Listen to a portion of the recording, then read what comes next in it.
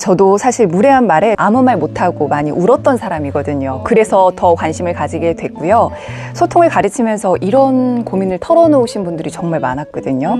그 방법을 알기 전에 먼저 무례하게 말하는 사람들의 심리를 알 필요가 있어요. 이해를 돕기 위해 제가 소품 하나를 자, 여기 보이실까요? 선글라스 안경인데요? 뭐 인싸 안경이라고 하는데요. 이게 이제 검은색 안경입니다. 약간 저는 이렇게 외계인처럼 보이는 이런 안경인데, 무례하게 말하는 사람들은 이 검은색 안경을 끼고 세상과 사람을 보고 있다. 이렇게 생각하시면 조금 이해가 빠르실 것 같아요.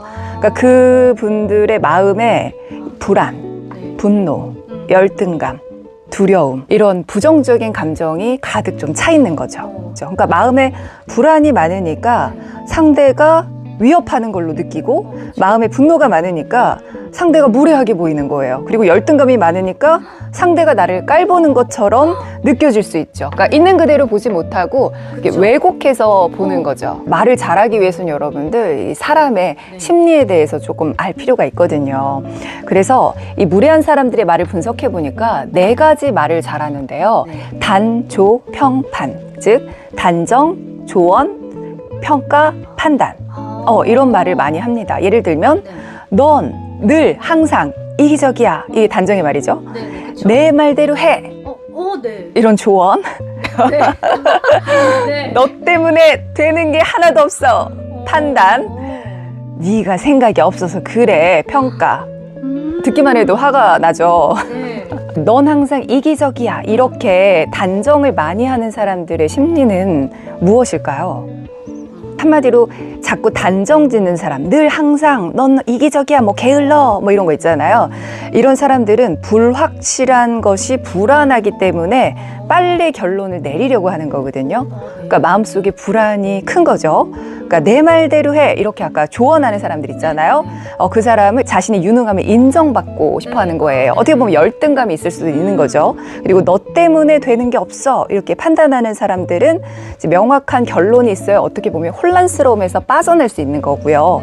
네가 생각이 없어서 그래, 이렇게 평가하는 사람은 타인을 낮춰야지 자신의 위치가 올라간다고 생각하는 거예요. 그러니까 이 사람들은 인간관계를 수평적으로 보지 않고 상하 관계로 생각하고 상대방을 끌어내려야 내가 위에 있다고 생각하는 거죠. 네. 생각이 다른 거예요. 그래서 딱 여러분들께 이따가 법칙을 알려드릴 건데 그 법칙을 기억하고 좀 연습이 필요해요. 바로 생각이 안 나거든요. 그런데 이 검은색 안경을 왜 못 벗을까요? 그러니까 자신을 보호하기 위한 장치라고 보시면 돼요. 안경을 벗으면 불안하겠죠. 그러면 상대방한테 상처받을 수도 있고 약해 보일 수도 있다. 이렇게 생각하기 때문에 검은색 안경을 못 벗는 거죠. 네, 먼저 질문 하나 드릴게요. 누군가 넌 항상 이기적이야 라고 말했다면 어떻게 대처하시겠어요? 공격을 하니까 방어하려고 같이 화를 내는 경우가 많거든요. 이렇게 대답하는 사람들이 많았어요. 내가 이기적이라고? 너는 더 이기적이거든? 이런 식으로. 혹은 나는 이런 이유에서 이렇게 한 거야 라고 변명을 하는 경우가 많았어요.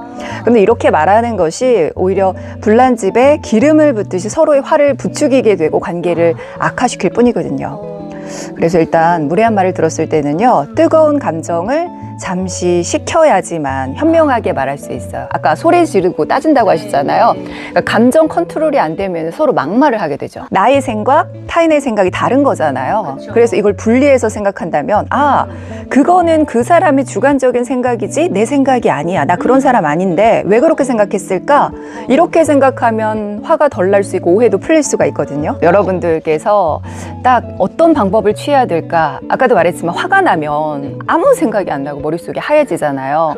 그래서 그냥 딱 이 법칙을 알려드리고 좀 공식화해서 수학 문제를 풀 때 공식이 있으면 빨리 푸는 것처럼 스피치 공식을 만들어 봤는데요. 첫 번째 F는요, 팩트, 사실입니다. 그러니까 사실을 있는 그대로 차분하게 말을 하는 거죠. 예를 들면 넌 이기적이야 라고 말했다면 사실이 뭘까요? 이런 지금 상황에서 너가 이렇게 나를 이기적이라고 말한 거야? 하면서 다시 상기시켜 주는 거죠. 왜냐하면 그 사람은 자기가 그냥 내뱉은 말을 모를 수도 있어요. 상황을 토대로 사실적인 것을 차분하게 다시 말해 주시는 거예요. 그럼 그 사람이 아차 싶을 수도 있어. 내가 실수했구나. 아닐 수도 있고요. 두 번째 F는요, feel, 감정입니다. 그러니까 감정 어떻게 얘기할까요? 그 이기적이라는 말을 들으니까 어땠을까요? 불쾌해, 불편해. 네. 네, 이런 식으로 나의 감정을 표현해 주는 거예요. 근데 사람들이 이 감정을 표현하는 거를 많이 어려워하시더라고요. 그 단어도 많이 어색해 하시고요. 부정적인 감정 단어를 많이 아는 게 되게 중요해요. 네. 그러니까 불편할 수도 있고, 속상할 수도 있고, 화가 날 수도 있고, 그죠? 여러 가지 감정 다 서운함, 아쉬움. 그렇죠. 이런 여러 가지 감정들로 나의 마음을 구체적으로 표현해 주는 게 정말 중요해요. 감정을 얘기한 다음에 또 하나 이제 질문을 덧붙여 주시면 좋는데요. 어떤 질문을 덧붙여 주면 좋을까요? 왜 그렇게 생각했어? 라고 물어봐 주시는 거예요. 그 다음에 마지막에 F는요. future. 그러니까 미래지향적인 이야기. 우리가 과거를 들춰내는 대화는 굉장히 소모적이죠. 네. 그러니까 미래지향적인 대화, 즉 앞으로 바라는 것에 대해서 구체적으로 이야기해 주시면 됩니다. 그러면 넌 이기적이야 라는 상대의 말에 어떻게 바라는 것을 미래지향적으로 얘기할까요? 이렇게 나를 이기적이라고 단정지어 말하면 서로 감정만 상할 뿐이야. 네가 나한테 서운한 게 있으면 원하는 것을 구체적으로 말해줘. 그러니까 원하는 것을 말해달라고 얘기하면 되겠죠. 주행 중에 갑자기 끼어든 차량에게 깜빡이 신호도 없이 끼어든다고 뭐라 했더니 어쩔 건데 그러더라고요. 사고 날 뻔했거든요. 유유유. 맞아요. 어쩔 건데. 그러니까 이 말을요, 그대로 듣지 마시고 조금 번역해서 들으셨으면 좋겠어요. 그러니까 이 말의 의미는 결국은 원하는 게 뭔데요? 이 말이죠. 근데 그 말을 그냥 어쩔 건데 이렇게 얘기하는 거죠. 정말 우리 지난 시간처럼 그 밤송이. 그러니까 번역해서 듣고 그러면 내가 원하는 게 뭐지? 뭘까요? 뭐 사과를 원할 수도 있는 거고 그쵸. 주의해달라고 할 수도 있는 거고. 네, 네. 그러니까 그거를 얘기하시면 되겠죠. 저는 무조건 피해라입니다. 침묵으로 포용하면서. 근데 피할 수 있다고 피해지는 게 아닌 것 같아요. 왜냐하면 인간관계에서 꼭 이런 무례한 사람들을 내가 피한다고 해서 안 만나는 건 아니잖아요. 맞아요. 그래서 우리가 말을 연습해야 돼. 어떻게 보면 저는 호신술과도 같다고 봐요. 호신술. 네, 나를 지키는 거죠. 사실, 감정, 미래지향적인 이야기. 요걸 기억하시고 암기를 조금 해주시면 좋을 것 같습니다. 많은 사람들이 말을 왜 잘하고 싶으세요? 라고 물어보면 멋있잖아요. 인정받으려고요. 이렇게 말씀하시는데요. 저는 여러분들께서 말을 잘하려는 이유가 누군가와 싸워서 이기기 위함이 아니라 서로 따뜻하게 연결되기 위함이었으면 좋겠어요. 무례하게 말하는 사람을 보면 저도 예전에 화가 정말 많이 났거든요. 사람 심리에 대해서 공부를 하면서 무례하게 말하는 사람들이 어떻게 보면 참 외롭고 안쓰럽구나라는 생각이 들었어요. 왜냐하면 그 사람들의 내면에 불안함, 두려움, 상처 이런 것들이 있다라는 거잖아요.